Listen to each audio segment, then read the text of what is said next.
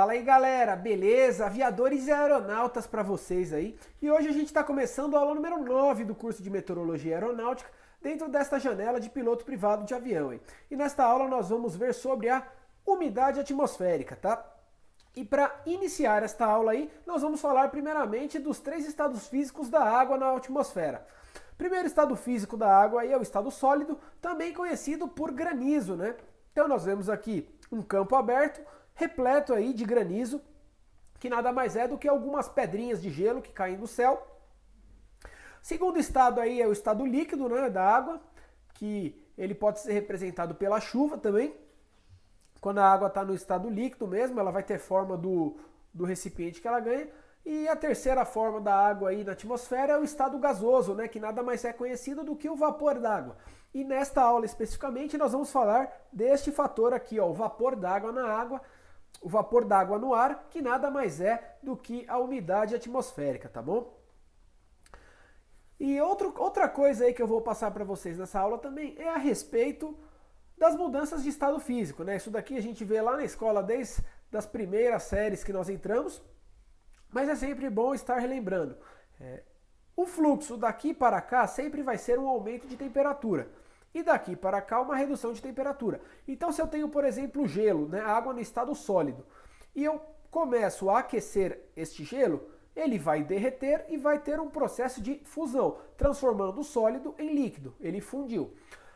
Se eu tenho água no estado líquido e coloco mais calor, aumentando mais ainda a temperatura, essa água vai vaporizar e atingir um estado gasoso. Assim como se eu tiver essa água no estado gasoso e retirar a energia dessa água, refrigerar essa água, ela vai se tornar líquida, tá? Ela vai passar por um processo de liquefação. E se eu tiver água no estado líquido e retirar a energia, refrigerar essa água vai tender a ficar sólida novamente, tendo um processo de solidificação.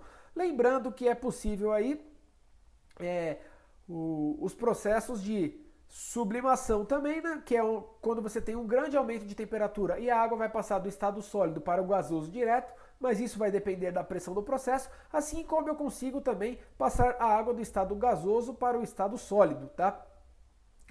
É outro processo aí também, já bem conhecido, mas sempre numa determinada pressão diferente.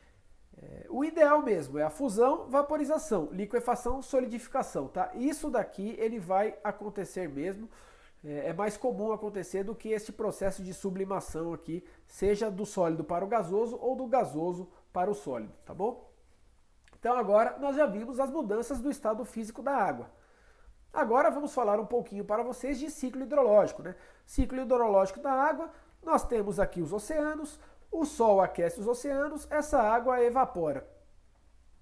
Ao evaporar, ela atinge uma superfície alta, né? Uma superfície alta não, ela atinge um patamar alto e se condensa, criando pequenas gotículas de água aqui, dando origem às nuvens, né? Essas nuvens, elas vão se juntar devido à umidade elevada e devido ao resfriamento, aqui em altitude é mais frio do que na superfície, e vai formar aí toda essa camada gasosa aí de nuvens. E as nuvens, as gotículas pequenas, elas vão se aglomerando através do processo de coalescência, que é este processo aqui, né? Aqui você tem várias gotas pequenas, elas vão se combinando e cada vez mais aumentando de tamanho. Com isso, o peso dessa gota vai ficando grande até tornar um precipitado, né? Então isso seria aí o ciclo da água na natureza, que dá origem às precipitações, seja ela granizo, seja ela chuva, tá? Esse aí é o processo hidrológico da água que vai dar formação às nuvens e formação às precipitações. E agora nós vamos falar de umidade relativa. Mas antes de falar de umidade relativa, nós vamos falar de saturação do ar, tá? O ar seco, ele é considerado quando ele tem 0% de vapor d'água na sua composição. Se o ar tem mais do que 0% e menos do que 4% de vapor d'água na sua composição, ele é considerado úmido, e o máximo admissível aí para vapor de água no ar é 4%, quando nós vamos ter ar saturado, tá? E com isso, possibilita a gente calcular um fator chamado de umidade relativa, tá? A umidade relativa nada mais é a quantidade de vapor d'água que eu tenho dividido por 4%. Então, por exemplo, se eu tenho 0% de vapor d'água, eu vou ter 0% de umidade relativa. Se eu tenho 1% de vapor d'água, eu vou ter 25% de umidade relativa, porque 1% dividido por 4% é 25%. Se eu tenho 2%, 2% dividido por 4% é 50%.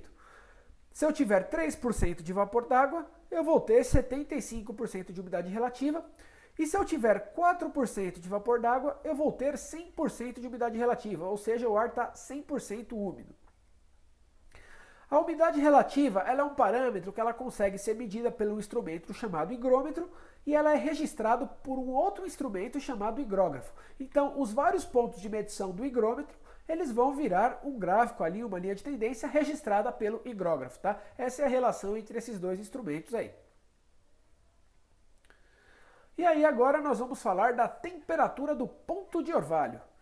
A temperatura do ponto de orvalho é a temperatura que o ar se torna saturado, ou seja, ele passa a ter 4% de vapor d'água quando resfriado a pressão constante. A temperatura do ponto de orvalho, ela também vai ser informada no metar espécie.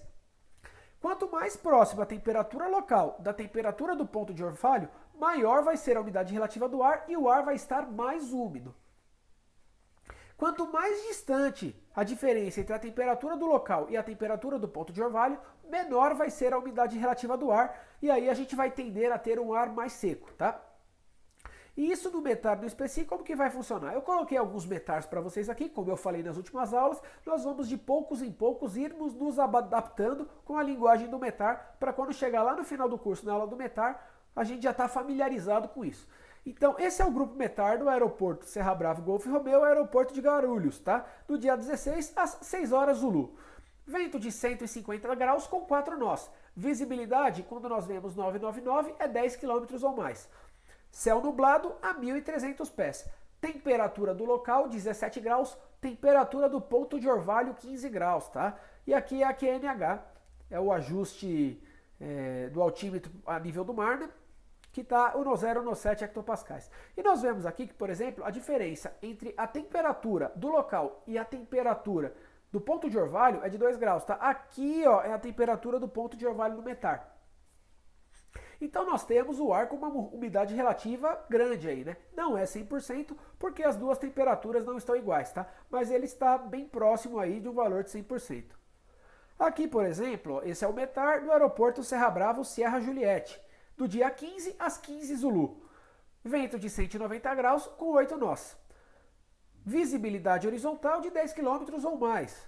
Poucas nuvens a 3.500 pés. Temperatura do local 26 graus, ponto de orvalho 14 graus. QNH no 0 no 5 hectopascais. Então aqui nós vemos ó, que a diferença do ponto de orvalho para a temperatura ambiente é de 8 graus. Ou seja, esse ar está muito mais seco do que este daqui, por exemplo. Né? Ó, aqui está bem úmido, aqui está bem seco. Bem seco, porque a diferença entre a temperatura local e o ponto de orvalho é de 8 graus. É muito maior do que aqui, que é de 2 graus, por exemplo. E aí o terceiro ponto aí, o metar do Serra Brava Eco Golf, aeroporto Eduardo Gomes, em Manaus, do dia 16 às 6 Zulu. Ventos de 360 graus, ventos vindo de norte com 3 nós. E está CAVOC, tá? CAVOC significa céu aberto, visibilidade ok, maior do que 10 km, sem nuvens significativas. Então tá aquele céu de brigadeiro que fala, aquele céu azul, aquele céu que todo mundo quer para voar. E aí nós temos uma temperatura local de 25 graus e uma temperatura do ponto de orvalho de 24 graus. A diferença é de apenas 1 grau, então a umidade é muito grande nesse local, tá? Quanto mais próximas essas duas temperaturas estiverem, mais próxima do ponto de orvalho vai estar. E a QNH aqui, 1.009 hectopascais. Observação, se as temperaturas forem iguais, o ar está saturado, tendo 4% de vapor d'água e umidade relativa de 100%, tá? Sempre, sempre, temperatura igual, ar saturado e tem 4% de vapor de água e 100% de umidade relativa. Eu falei para vocês da umidade relativa e existem alguns outros parâmetros também aí para medir a umidade, tá? Um deles é a umidade absoluta, que nada mais é do que a massa de vapor da água contida em um volume de ar dividido por esse volume de ar, e a gente vai medir ele em gramas de vapor d'água por metro cúbico de ar, tá? Não tem segredo. E a umidade específica é a massa de vapor d'água dividido pela massa de ar. Ao invés de você usar volume, você vai usar massa aqui e vai ter em gramas de vapor d'água por quilogramas de ar. Umidade absoluta e umidade específica. Nunca vi cair, tá? Nunca vi cair, nunca vi ser cobrado, mas é bom a gente saber que existem aí esses fatores, tá? Toda vez que a gente fala em específica, a gente divide por massa, tá? Peso específico, massa específica, a gente sempre vai acabar dividindo por massa, então entre a específica e a absoluta a diferença é essa. Na absoluta a gente divide pelo volume e na específica a gente divide pela massa, mas como eu disse para vocês, eu nunca vi isso daqui ser cobrado, tá? Mas como o autor do livro que eu estou usando como base, ele traz, então eu estou trazendo para vocês também. Enfim, pessoal, terminamos mais uma aula de meteorologia, espero que vocês tenham gostado. Caso tenha gostado, não esquece de dar aquele like no vídeo e se não se inscreveu ainda, se inscreve no nosso canal para ficar por dentro do que vem pela frente. Além disso, siga-nos nas redes sociais aí, Instagram e Facebook, Aviadores Aeronautas, e caso você tenha alguma dúvida, alguma sugestão, pode mandar no e-mail aí, aviadoresaeronautas@gmail.com, tá bom? E na próxima aula nós vamos falar de hidrometeoros. Estamos chegando aí um pouco mais da metade do curso, hein? Valeu, muito obrigado e até a próxima.